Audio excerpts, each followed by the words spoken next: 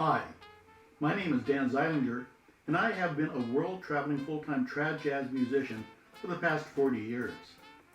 Some of my most memorable performances were on the lawn of the Edinburgh Castle, at Imperial Palace in Japan, as well as TV shows and commercials across the world. I've met many people during my career and have spent many hours on stage and off with these musicians, talking about jazz, life, and more. Some are touring musicians, some are theme park warriors, and some are casual musicians who play on the weekends with friends. I think they all have stories worthy of a movie script, and through these interviews, I'll be sharing them with you. Hi there, this is Dan Zeilinger with Trad Jazz Today. My next guest is a friend I've known longer than he'd like to admit, and a fine piano player, plays guitar, plays banjo, he's a ham radio operator. He's been a disc jockey on air, along with being a cook. Never a cook. Well, you made sandwiches. No, not me. At the Federal Building in LA when you had the cafe? I hired people to do that. Ah, you took requests from the audience to play tunes. That's right. Ah, see, I found an old interview with the LA Times and you. Oh.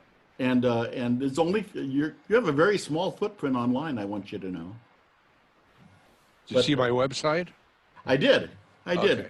It still doesn't tell me some information I want from you, so I'm going to have to bleed it out of you online here. All right. For example, where were you born?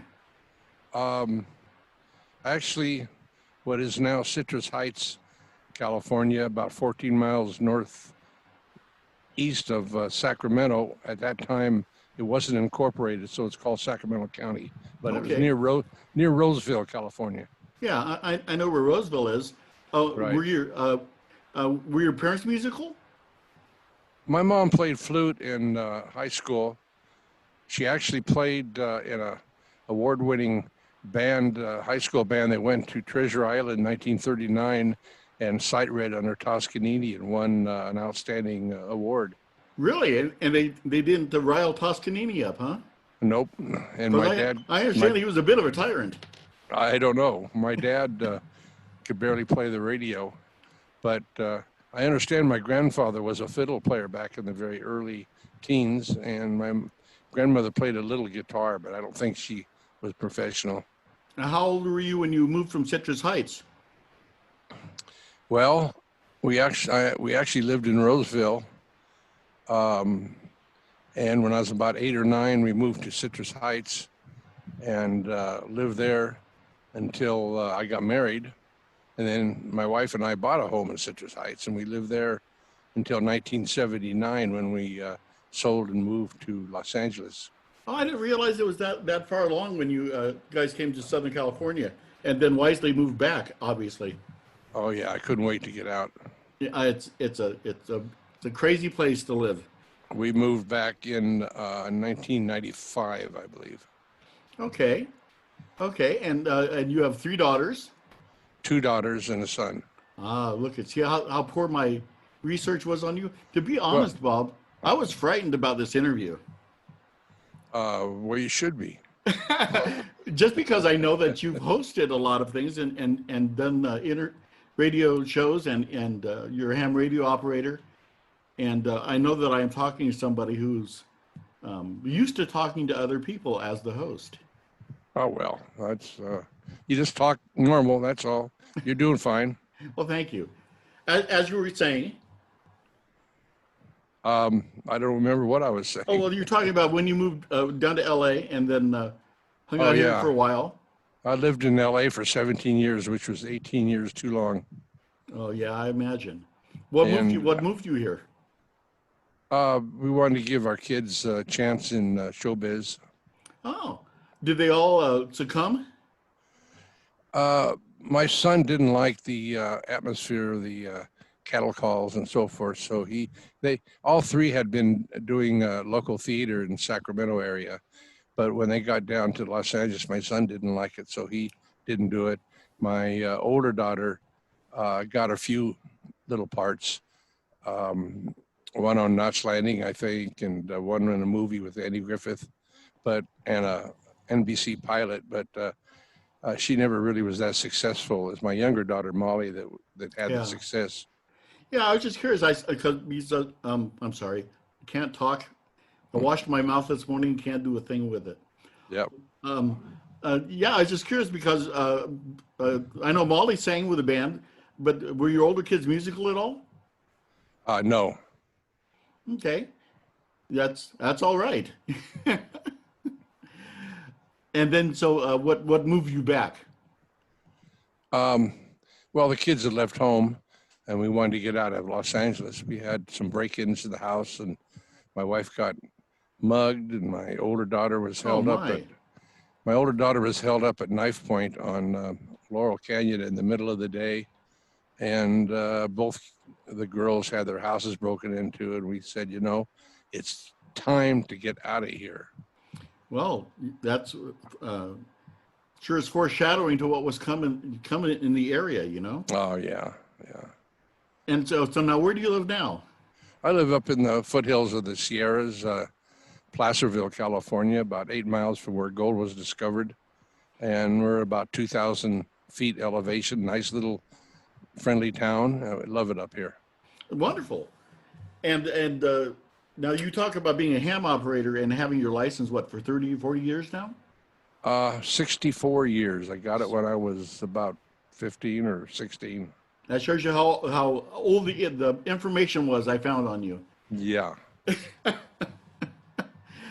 Well, that's wonderful. Tell me some about some of the calls around the world, and you must have been involved in some very interesting things being a ham radio operator. Yeah, there's actually a page on my website, ringwald.com, that tells about the ham radio. For instance, one time I talked to Barry Goldwater. He had been a presidential candidate, Yeah. and he was a very active ham radio operator. And talked to him one time. I did some work in various emergencies. I handled traffic out of the traffic messages out of the Olympic Village when they had the Olympics in Los Angeles, and handled traffic out of Alaska when they had that terrible earthquake, and did a lot of stuff like that. So, and I continued to this day to talk to friends around the world. That's really cool. Before we actually started the interview proper, I was reminding you of where I first met you, and let me try and refresh your memory even more, because if you remember the first Federal Jazz Band, Yes. a band you can trust, it had Jim Mayhack, who you still play with, up until recently, and Rusty Stiers, and George Probert, and Bill Dendle were all in that band, and we were on stage at the Elks Lodge in Seaside, Oregon, and I didn't know you from Adam. I was fairly new to the style at the time, and just full of bravado and typical things for young musicians. And they came, Jim Mayhack and Bill came up and said, "Dan, do we have a piano player who wants to sit in with the band over here?" And I looked down at the stage, and I see you standing there, and I'm thinking to myself, "What are they talking about?" He said, "That's got Bob Ringwald." I said, "If you guys say he's okay, have him come up and sit in with the band." And you ended up with the whole set, and I was flabbergasted. But so that was where we met. As you have probably done, and I've done, played so many gigs over the years that I don't remember that particular one. I remember, like, it's seared in my mind forever. In fact, like I said, my son is converting VHS now to digital. And when we get that done, I'll try and cut it up and send you some of the music off of it. Yeah, that'd be nice. If you're interested. And yeah, so I met you when we were with the Frogs, and we can talk for days about the time with the Frogs. But the Hot Frogs Jumping, what was it? Hot Frogs Jumping Jazz Band? Hot Frogs Jumping Jazz Band, and I took over for Dave Wright. Right, uh-huh. When I came onto that band. And I think Mayhack was there on trombone, and Steve Tyler came through there. We had a lot of trombone players go through that band. Yeah, Jackson Stuff. Jackson, yeah. He also, I remember playing Davenport, and it was really hot, and we went out for a little walk. Mayhack, myself, Jackson, and I'm not sure who the fourth one was. Could have been the drummer. What was his name? Joe? Oh, they used to call him Sparky. It was Joe something. Yeah. Or maybe you. I can't remember who it was. Anyway, we went out and we ended up. No, I didn't do Davenport. Okay, well, we went out and it was really, really hot and muggy, and we ended up in a bar someplace and No. stayed there. No, yeah, right. I had, we had Coca-Cola and Pepsi and Oh, I'm sure. yeah, right. And some candies that were on the table. Yes. Yeah, so I played with the Frogs for a while. I can't remember who I replaced. Possibly Les Deutsch. Mark Allen Jones? I don't know. Maybe Les Deutsch was in the Frogs, wasn't he? Oh yeah. In fact, I've done the interview with him. One of the interviews that I have online right now is with Les. I'll have to check that out. Talking about a rocket scientist, he really is. Yes, he is. You know, And I believe he was on tuba at first when I was playing piano with the Frogs, or maybe I played. No, I can't remember. yeah. Too long ago. Well, there was a couple festivals there when Mike Silverman was going through his problems that I ended up switching to cornet, and Les would come over to tuba, and do a few of those things. But Did you play the one in where's that bridge down there in Arizona? oh yeah, Lake Havasu. Yeah, we took a bus. The Frogs took a bus down there, and Silverman was not playing. Joe, clarinet, was not playing. Half the band was not the Frogs, and not only did they sound completely nothing like the Frogs and totally unrehearsed. There was a time change driving to Arizona, which Yes. they didn't know, and so we ended up late for our first gig too. So that was kind of a fiasco. You know, actually, the first festival that I ended up playing trumpet on was Watsonville, where we did that. And of course, I was with 10th Avenue also towards the end there, and I was doing both bands, Oh yeah, which was Yeah. another craziness thing. I remember doing some concerts with 10th Avenue, and I believe the Frogs. Yes. And all they do is change shirts, and almost everybody in the band was the same guys. in That was both it, bands. except for you and Charlie Clark, Yeah, who had to switch piano rolls. But right. the rest of it was pretty much a stamp and print band. Yeah. Yeah, it's been crazy. Now, how did you get started in jazz? Well, I was always interested in music. When I was very, very young, I remember hearing a big band and asking my mother what instruments that was that made it, because I couldn't pick out the saxes and the trumpets and so forth. At that age, I was like 5 or 6, I don't know. Mm-hmm. So somewhere along the line, possibly when I was 7 or 8, I found a 78 record of Lou Waters with Storyville Blues on one side and That's a Plenty on the other. And I still love that too. I played that thing to death. That turned me on to what we call Dixieland, or some people call traditional jazz. Right. And then I found the Firehouse 5 plus 2, and between the Lou Waters and the Firehouse 5, that really turned me on. And then I started playing it when I was 8, in the 8th grade, maybe, something like that. And then went to high school and formed a little Dixieland band, which I led. So What was the name of the band?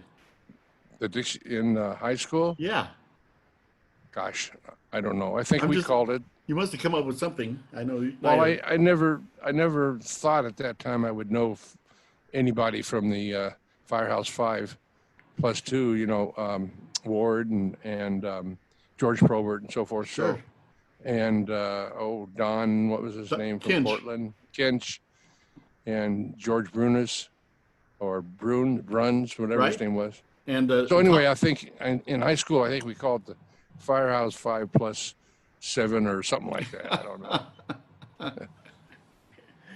okay. And then you went on to college and kept playing. Never went to college. Oh, okay. My last year or two in high school, I was not much interested in college. I had decided that I wanted to be a professional musician. I actually, because of my eyesight, I am totally blind. Bill Because Denville of, doesn't believe you. You know that. excuse me, just a minute. Allergies. I interviewed Bill, and he told a story about taking you home, and you showing him the Christmas gift. Did you know? Um, You recall the I, story? I don't remember. I don't remember that. I have another story about Ray Templin, but I will tell it in a I, minute. I've got an interview. I've At interviewed first, Ray also, by the way, and he says oh hi. great, he's wonderful. Uh, and I was just telling you a story. What was Sure. it? I don't remember what I was telling you. Well, you're talking about your eyesight in college, Didn't go to college. right? I had lost 2 years of school because of having treatments on my eyes, and then in the fourth grade I had um, my eyesight had deteriorated to where I didn't get much out of the fourth grade. So I went to the California School for the Blind in Berkeley, California, and had to learn Braille. So I had to take the fourth grade over again. So anyway, I was 2 years older than the kids in high school. So I grew a beard so I could pass for 21, and it made me look older. And then when I was a junior and a senior in high school, I was already working gigs and working nightclubs. And so when I got out of high school, I just went working more and more. I ended up at one point, I was working 7 nights a week in 4 different clubs. Wow. It's kind of ironic then that you ended up hosting a radio show out of Cal State Northridge, huh? Yeah, when I went to Los Angeles, I started, me and 4 other guys up here started a jazz program on the local college station. And then I only did about 6 months of that. And then when I moved to Los Angeles, I scouted around and went to Northridge on KCSN and got a show there. I ended up 16 and a half years doing 3 hour jazz show on Saturdays, and it's very popular. When you do the fundraising, you find out who supports you, and I was always about second or so in shows. We had a guy that played German music on Sundays that used to get all the Volkswagen dealers and everybody to donate money, so he was usually first, and then I was second or third with Bob Lyons and Barbara Sunday. They did an old time radio show. So we kind of bounced back and forth, second or third. But as I say, it was very popular. And to this day, I still have people commenting on the show. Did you ever do a call-in portion with that show? Yeah, we did interviews. And I interviewed quite a few people, Jess Stacy and Dick Carey and Bob Havens and various people. It's I was funny going that. to tell you. Go ahead. No, I'm sorry. Go ahead. You have another question to do with that? It just had to do with Hal Smith mentioned Jess Stacy in his interview. Oh yeah, I have that on tape. My interview someplace on tape. Yeah. We did that by phone. Most of the guys came in the studio, but I interviewed him on the telephone. Yeah. Cool. I was going to tell you a story about Ray Templin. Please. He was working when I got to Los Angeles. I formed the Great Pacific Jazz Band. I was invited by Pete Daly to go over to Disney.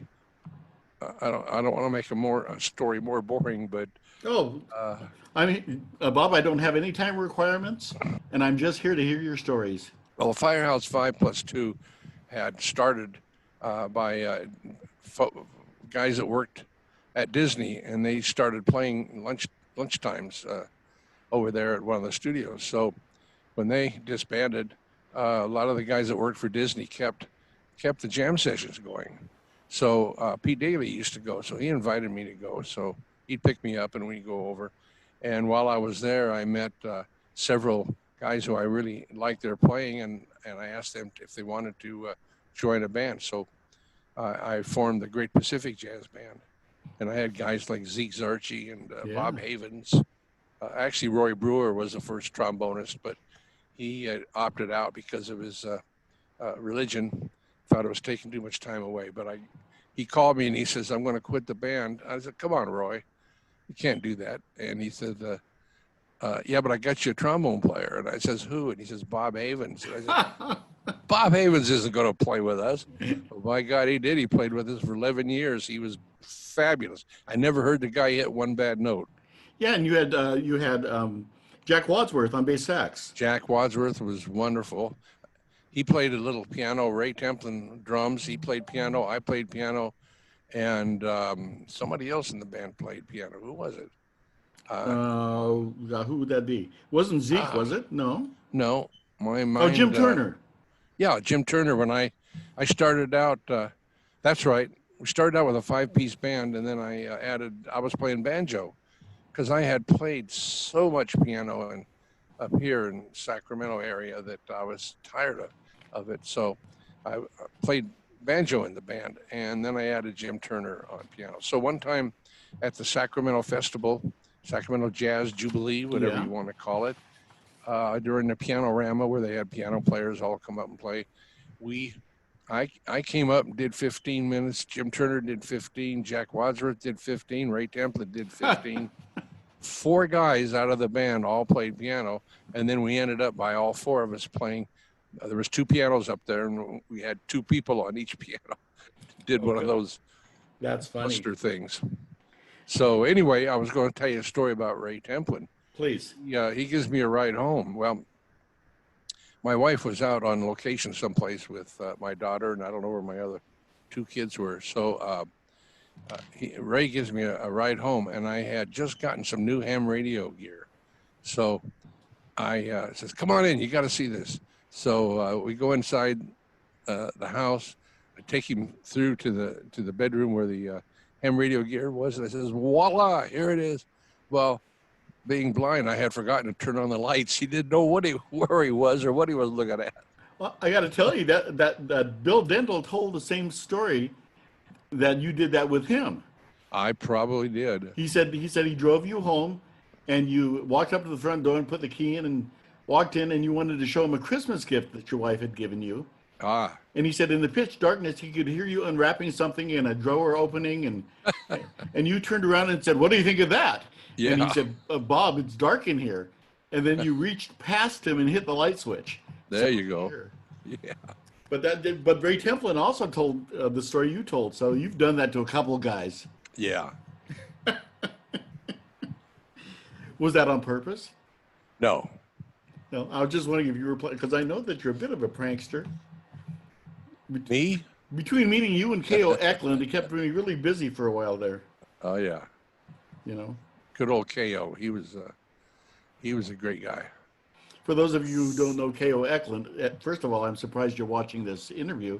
And the second of all, he used to keep a bottle of blue liquid in a Windex bottle on the top of his piano. And he would get up and say, people wonder how come I have this Windex on top of my piano. And just to let you know, it's to keep me from streaking. Oh, jeez. I know a story I heard.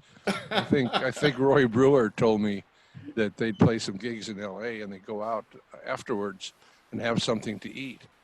And K.O. would carry a zipper in his pocket, and he'd take the zipper out and put it in the soup. Then he'd call the waitress over and he'd complain because there was a fly in his soup. Oh, if you don't mind, I'll tell you another K.O. story. A young banjo player named Pat Dineen. And you remember Pat? Sure. Out of the Pacific Northwest. And he and I were there at Sacramento. And we went down to breakfast. I think it was at the Hyatt in that little atrium there. And K.O. was sitting there. And he called us over to sit down and join him. And, of course, K.O., older, had a beard, looked very distinguished. And Pat and I were, relatively kids at the time. And he sat there and he took a pat of butter on his knife and started flinging it across the restaurant and hitting people in the face with it. Just randomly. And Pat and I, of course, were sitting there just laughing hysterically. And people would turn around and look, and he sat there with a straight face. And so the audience would figure, or the crowd would figure that we were doing it. And that went on for about 10 minutes at this restaurant. But anyway, that was K.O. That reminds me of, Floyd and Lucille Levin. Okay. Yeah. right?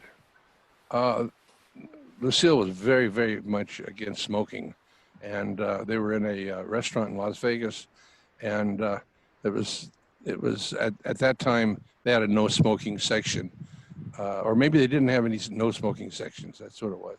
So they're Lucille and Floyd are sitting at the table, and this guy next to him in a booth lit up a cigarette. So um, who was it? Was it Floyd? No, who was it that was sitting there? Somebody was sitting with Floyd and Lucille. Um, would take a glass of water, cough, and stick his fingers in the water at the same time and fling the water over to the next booth. So every time he'd cough, the guy over there thought he was getting coughed on. So he finally left. Oh gosh. The pranks seem to run often through musicians' lives, don't they? Yeah, You know. when I was quite a bit, quite a bit of time, I would be on the set with my daughter when she was filming, and I always thought the actors were a little too cerebral for me. I like to hang out with the stuntmen. Uh huh. They were kind of free and easy, kind of like musicians. They just kind of thought the same way. So I had a good time hanging out with them. Talking about pranks, Pat Yankee was telling me this story about the band, Turks band, uh, touring Alaska, and I think Bob Helm didn't go; he stayed home. Okay. So the guys in the band got a fish, wrapped it up, put a note on it, said "Do not open till Christmas," and sent it to Bob Helm. Oh, that is pure evil. So That's not even a prank. so about 3-4 months later, Bob's wife started saying, "What is that?" Oh my. Now, did I read that you helped found the Sacramento Traditional Jazz Society? Actually, Jerry Cayley moved from Los Angeles and started the Traditional Jazz Society up here. And shortly after I joined, I wasn't in on the first couple of meetings, but the meetings were like 10 people would show up. Uh huh. So I was involved in it when Bill Morcher kind of took it over and built it to be what it was, and it became a tremendous force in Sacramento for many, many years. And of course, um, we're hold on just a minute here. Sure. Get my nose start running. Yeah, I have that problem too with some of the drugs I'm on tend to make me do that. You got allergies here. Am I on screen enough? In No, the right you're fine. place? You're fine. Okay. Um, You're, okay. you're talking about Bill Borger. That's right. So he was going to put together a airplane tour of around the states, different places with a band, and go to other jazz clubs and so forth. And somebody, Jill at the time, Jill Johnson, her name was. Now she's Jill Harper. Said, "Why don't we have a jazz festival in Sacramento?" And so they thought that was a great idea. So they appointed Bill to come up with some ideas and come back the next month. So he did, and he came up with a concept which hadn't been done before, running the festival the way that we did, with having so many restaurants and bars connected with it and having bands playing in those places besides the main stage. Yeah. So we decided to have the festival here in Sacramento. So I'm saying nobody's going to come to Sacramento for a jazz festival. A wise man. Yeah, well, the local musicians, we all played Bill got special permission from the Musicians Union, and we played what we called $100 gigs. $100 was worth a lot more back in 1973 or so. Absolutely.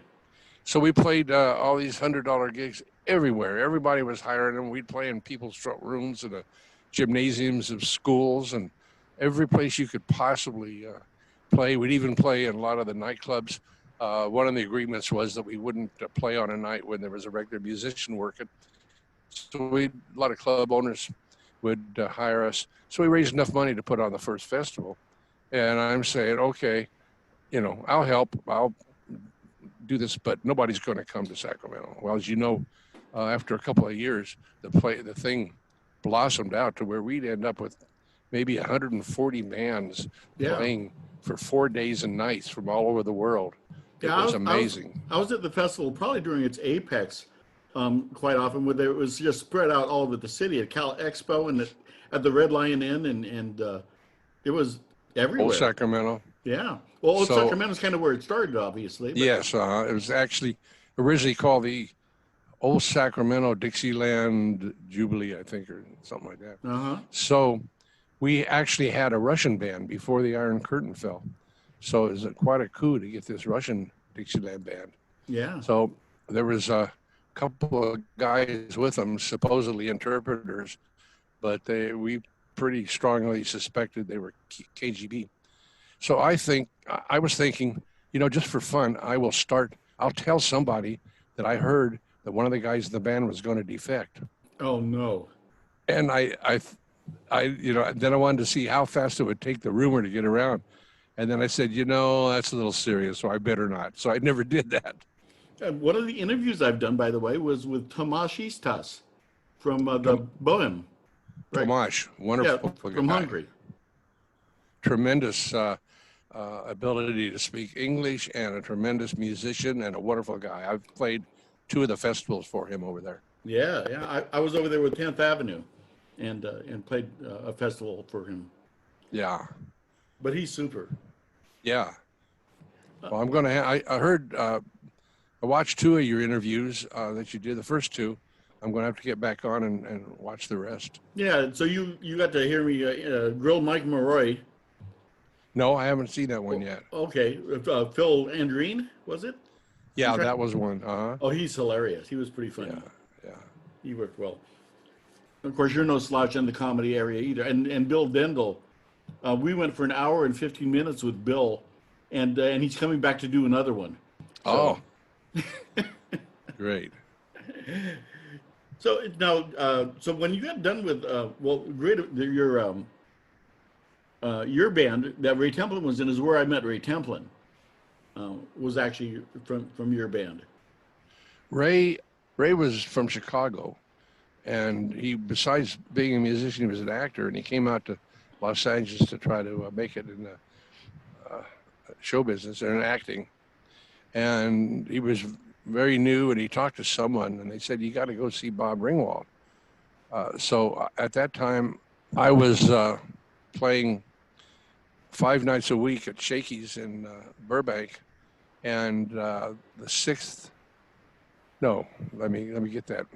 I started out, my wife and family came to LA, but we weren't quite sure how things were going to work out. So I was still in Sacramento. So I was playing 5 nights a week in Sacramento and 1 night a week in Burbank, which paid my airfare. So every week I would fly back and forth. It was $50 to fly at the time, and they were paying me $50. So, okay. And then I finally gave up the thing in Sacramento and went to work in LA full time, 5 nights a week at Shakey's. So one of the things we did at the Shakey's, we had tremendous crowds, and we had a slide projector with words to songs. And I had the order of songs down and pushed the button, and I would play and people would sing along. Once in a while, of course, I'd get screwed up and be playing the wrong song and didn't know it. Somebody had to tell me. But Ray came in, and he's at the bar, and he's seeing these people singing along and a crowd going crazy, and I'm playing, and he just couldn't believe it, And then I take a break, and I get up, and I flip out my white cane, and then he really couldn't believe it. So that's how I first met Ray. So when I formed the Great Pacific Band, I said, I want him to play piano. Okay. I was playing banjo. And he said, no, man, you need drums. And I says, no, I don't need drums. I was so tired of loud drummers that, played loudly and drug and so forth. I says, I was thinking of the early recordings like of Bix where you didn't really hear the drums. Right. So she said, no, you gotta have drums. He says, just give me a chance. So he came to a rehearsal played drums, and I couldn't believe how good he was. He was just played so nice and tight and soft, and knew where the breaks were, and just Very tasteful, yes. really fit the band perfectly. So I got him on drums. So one time, one of the guys in the band, possibly Jack Wadsworth or Jim Turner, brought in an arrangement of early Louis Armstrong tune. Can't remember the name of it. And in the original recording, you don't hear any drums for a while. Right. And then there's a little break. We hear the drums, and the band plays double time for a little bit. And then they go back to the slow time. And at the end, you don't hear anything. And then all of a sudden you hear a drum cymbal crash, and then the band plays a note. So anyway, he's so great on that. I turned around and I said, Ray, I says, you know how not to play better than any drummer I've ever known. And he says, yeah, man. He says, yeah, man. He says, sometimes silence can be a what do you say? A good lick or something. In other words, you don't have to play all the time. Leave some room for somebody else, you know. Yeah, that's what Miles Davis always claimed too, but that's a different story. Yeah. So I had the Great Pacific Band until I moved back to Sacramento.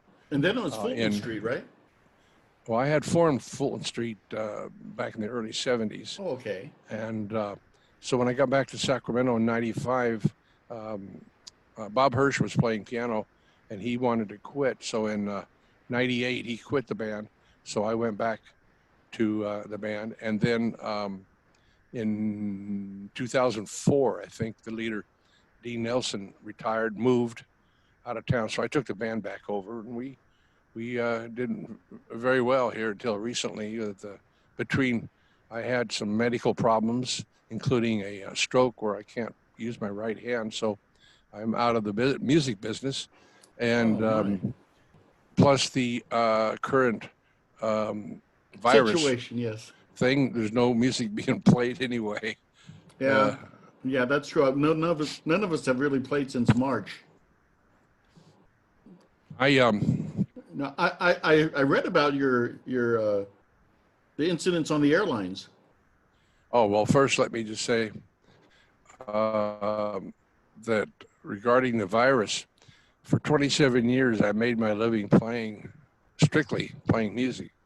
Now, if this scares me, because if this virus would have hit with me only playing piano, I would have been out of business. Probably would have lost my house, lost my car, been homeless practically. Probably end up living with my parents or something. But these musicians that are relying on it for a living, I just can't believe it must be terrible for them.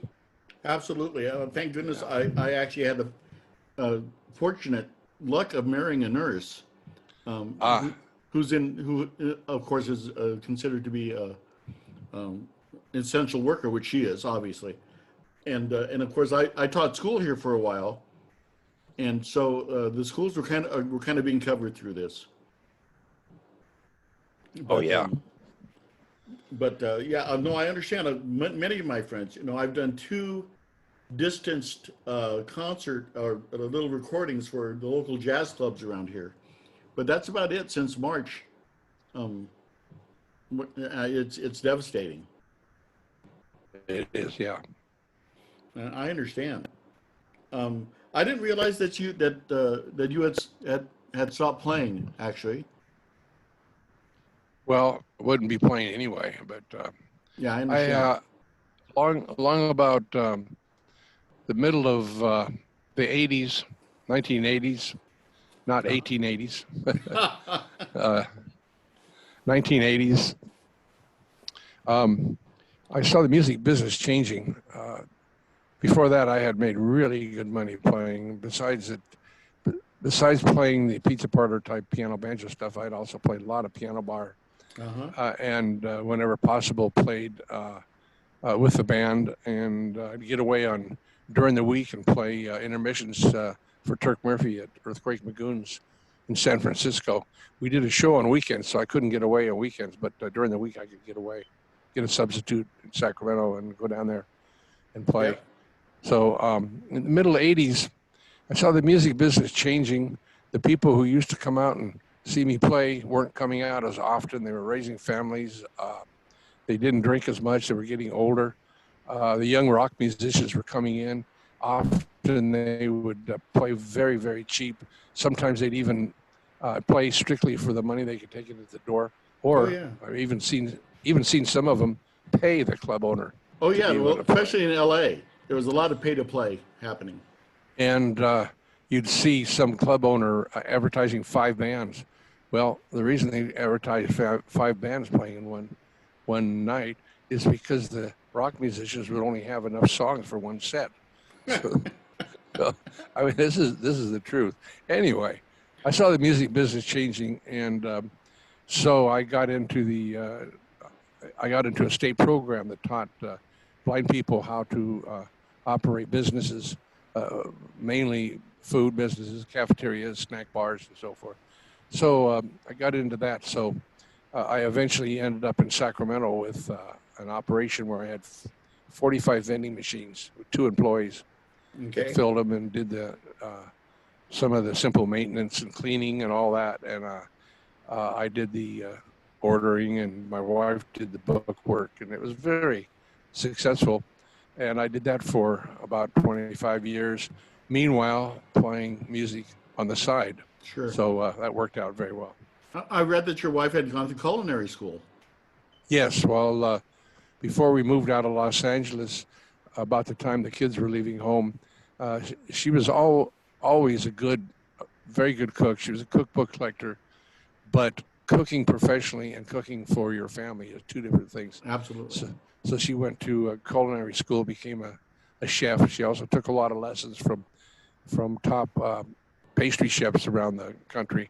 So her and Molly even took a lesson from Julia Childs one time. Oh my. But she went to the culinary school, graduated, and actually went to work for me because at that time I had a cafeteria. So she went to work for me as the chef. Yeah, I understood that one of your dreams was to open up a restaurant or have your own business with your wife somewhere. Well, I just happened to be that after I left Sacramento, we needed the band Fulton Street needed a bass player. And they hired Roger Crumb to play bass. Right. So I was talking to Roger on the phone one day. At that time, I was in Los Angeles, so I didn't play with the band anymore. And I asked him what he did for a living, and he told me that he was the head of this program for blind people and so forth. So I said, I've always wanted I've always felt I could run a nightclub or a restaurant better than most owners. I said, I'd like to get into the program, get trained in the food business and business management and so forth, and then go out on my own with the club. Would the program be unhappy about that? He says, no, that'd be upward mobility. So I got into the program, but I found out once I got started, it was such a good program. I'm not going to go out on my own. I want to stay within the program. So at one point I had I had a 24-day operation with 18 employees, and another place I had like 8 employees, and it worked out very well. I just retired a couple of years ago, just before the virus and just before I had the stroke, just in time. Yeah, I'm not meaning to compare scars, but I had the incident of 2 or 3 years ago, where I had found out. First of all, I woke up with a really terrible bout of vertigo, got rushed to the hospital, and found out I had had 2 minor strokes and a heart attack, and never knew it. So, Ooh. no, I was about to ask you though, if How are you doing now? I'm doing okay. I'm not quite as youthful and sexy as I used to be, but I can still play, which is good. And I'm sorry to That's hear good. that you're not. But however, I was Yeah. going to ask you that if we ever get in a situation in this country where we can start having music again, would you mind doing a gig as a singer? No, not really. I don't feel comfortable getting up and singing without sitting at the piano and playing. Oh, I enjoy your singing so much. That's too bad. I before I had the stroke and so forth, I was playing a lot with Bob Schultz's band out of San Francisco, Uh-huh. and we had a steady once a month gig at a place. And I went down to see him one time after I had the stroke, and they asked me to come up and sing, and I said no. No. Those days are over. Oh, that's too bad. I think those of us who witnessed you as a musician and artist then treasured even the more, you know? Well, it was a good run. I played, oh my gosh, I don't know, 60 years or so, 65 years, something like that.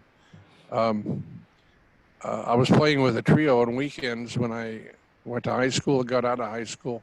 Somebody said they needed a piano player to Shakey's in Roseville. That was the first franchise that Shakey had done. So I went in there and got a job on Sundays, and I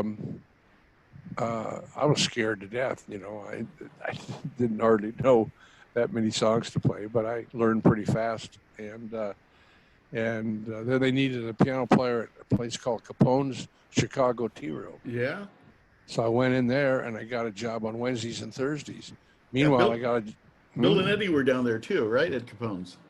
No, they played a place owned by one of the first owners of Capone's, quarter owner of Capone, Dick O'Kane, was in Monterey. They had a place called the Warehouse, which was very similar to Capone's in Sacramento. So I went to work there on Wednesdays and Thursdays, and I got a job at a pizza place called Slick and Red's in Fair Oaks, California, on Fridays and Saturdays. So I was working 5 nights a week in 3 different clubs, plus extra things on the side, cocktail hours and Mondays and Tuesdays at different places and so forth.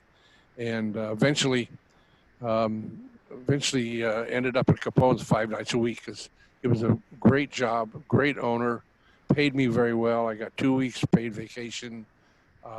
So I was there for 16 and a half years. Wonderful. In fact, I wrote an article about it. I don't know. I can send it to you if you'd like to read it. Well, actually, just let everybody know how they can get a hold of your stuff. Well, I'm having it put on my website right now. Okay. But it's called. But in the meantime, it was published in a jazz magazine here in the States called the Syncopated Times. Right. It was in the November and December issues of last year, and then it was published in a magazine in Europe called Just Jazz, and that came out in January of this year. But it will be on my website. Again, my website is Ringwald, RINGWALD.com, and it'll be on my website soon. Good deal. Now you're keeping busy, of course, still on the ham radio, yeah? Yeah, keeping busy. Been doing a lot of writing. I wrote a piece about baseball. I'm a big Dodger fan still, even though I don't live down there anymore. But I wrote about my experiences with baseball, and been writing some other things. I've never been a writer, and I don't know how to make paragraphs in the right place. I don't know punctuation. Sometimes I got to get somebody to edit it for me. Oh, but yeah, that's why I have a son. Yeah, that's what writers do anyway. They write and then they get editors. Yeah. So anyway, I've been having fun doing some writing. Actually, I'm writing kind of a biography for my kids and grandkids and great grandkids and on. At least they'll have something to read about me. So I'm writing that also. Well, that's kind of one of the intents of this channel for me is to try to archive the personalities that have been through our business, and for me, it's actually a way to give my kids and grandkids a little bit of papa, Sure. And let them, whatever the digital format is for the future, be able to archive some of this. Right. But you never know what it's going to be, do you? Nope. My son's doing these VHS tapes for me. I told you he was downloading some of the first Federal stuff. And he goes, I can't believe how slow it is to edit on the VHS. And I was like, you should have seen what it was like on the 8mm. Yeah. Or yeah. Remember the old 8-track? Oh gosh, yes. In fact, I had a 4-track in my '68 Falcon. 4-track. Wow. They actually made a format before 8-track that was only 4 tracks. But Yeah, it was my daughter Molly recorded a jazz LP when she was 6, and it was on 4-track. There you go. I used to have Buddy Rich's Stick It album on 4-track. Sorry about that. Say that again. I said I used to have a Buddy Rich album on 4-track that I just wore out Ah, because it's yeah. one of the only. Yeah, you're fine, by the way. Okay. And anyway, Sorry about that, but we got allergies up here in the Sacramento area. I've got allergies and all kinds of stuff. I was actually born premature with double pneumonia and asthma and allergies. Wow. So I was no fun for my mom. But Yeah, I was thinking, you were, I don't know, of course I can't see you, but I understand you were kind of heavy. I am. A Okay. bit.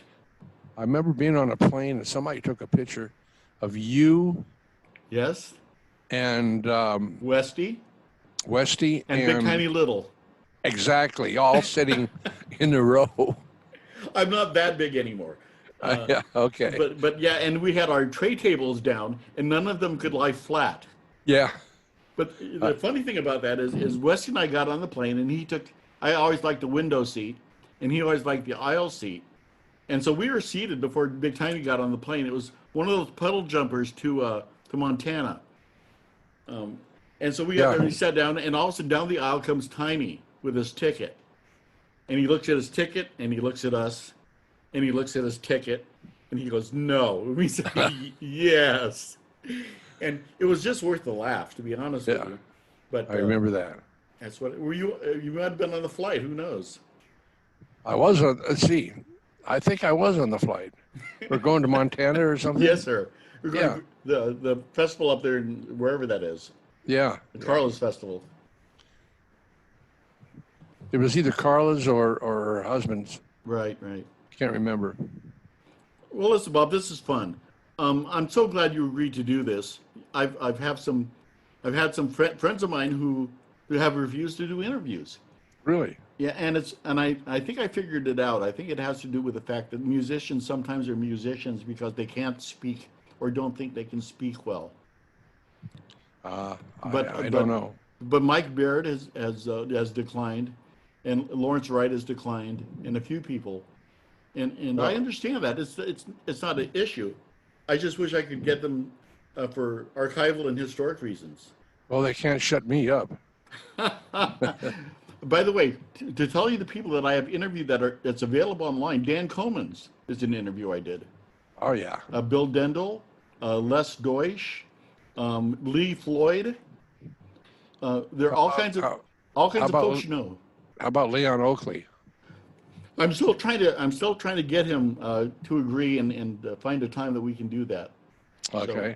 So yeah. By the way, which reminds me, I'm going to send you another list of people, and to see if you have emails addresses on them. Okay. That'll be coming soon. All right. Do we have much more to talk about here? Or No, I was just going to give you another opportunity to plug your website, and if you want to, you could even give out your call letters for your ham radio. Well, my ham radio call letters are K6YBV. That's phonetically would be Kilo 6 Yankee Bravo Victor. And any ham operators that might hear this or see this interview, you can find me usually on 75 meters sideband. Okay. And, to the rest of you, probably doesn't mean anything what I just said, but they'll know. Well, growing up, my dad had a Heath kit, so I understand. Was he a ham operator? Barely, but everybody had a shortwave in those days, just because we lived overseas a lot. Oh, yeah. And my website is www.ringwald.com.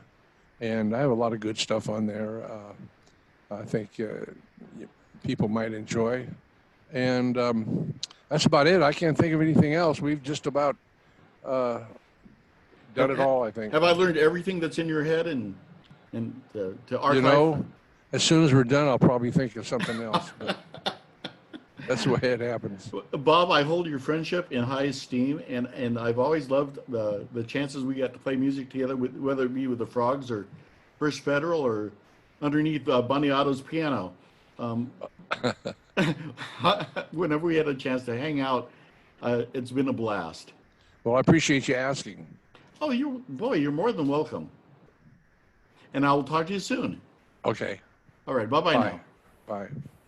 Thank you all for watching Trad Jazz Today with Dan Zeilinger. Make sure you subscribe and turn on the notification bell. Videos come out every Wednesday and Friday.